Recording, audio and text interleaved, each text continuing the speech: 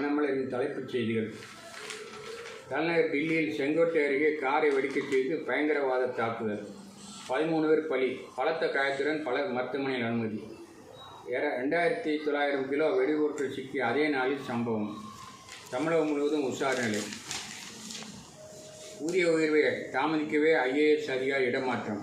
கூட்டுறவு பணியாளர்கள் எதிர்ப்பு. சைபர் குற்றங்களை தடுக்க புதிய கண்டுபிடிப்புகள். போலீஸுக்கு உதவிய பொறியியல் மாணவர்கள். சென்னை விரைவில் சித்த மருத்துவ பல்கலைக்கழகம். அமைச்சர் மா. சுப்பிரமணியன் தகவல். ஆமணி பஸ் உரிமையாளர்கள் போராட்டம் தொடர்கிறது.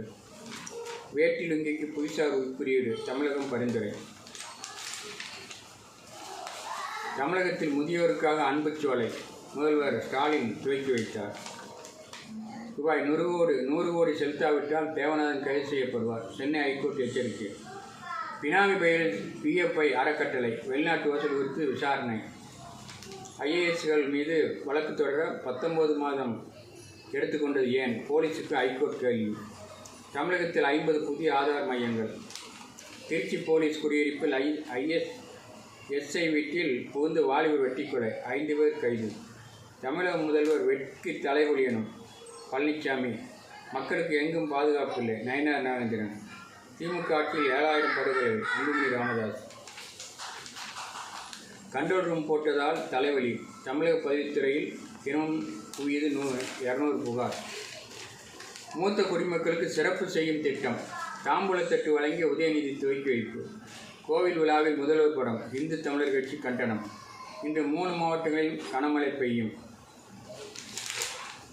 திருநெல்வேலி, தென்காசி, கன்னியாகுமரி மாவட்டங்களில் இன்று கனமழை பெய்யும். துணை முதல்வர் வருகைக்காக 4 மணி நேரம் காத்திருந்த முதியோர். சிறப்பு வாக்காளர் பட்டியல் திருத்தப் பணியை சட்டசபை தேர்தலுக்கு பின் மேற்கொள்ளணும். குறைகளை சுட்டிக்காட்டி தேர்தல் கமிஷனை திமுக முறையீடு. 14,000 ஏக்கர் குறுவை பாதிப்பு உறுதி செய்தது வேளாண் துறை. வாக்காளர் பட்டியல் திருத்தப் பணியில் கொசு ஒழிப்பு ஊழியரை ஈடுபடுத்துவதா?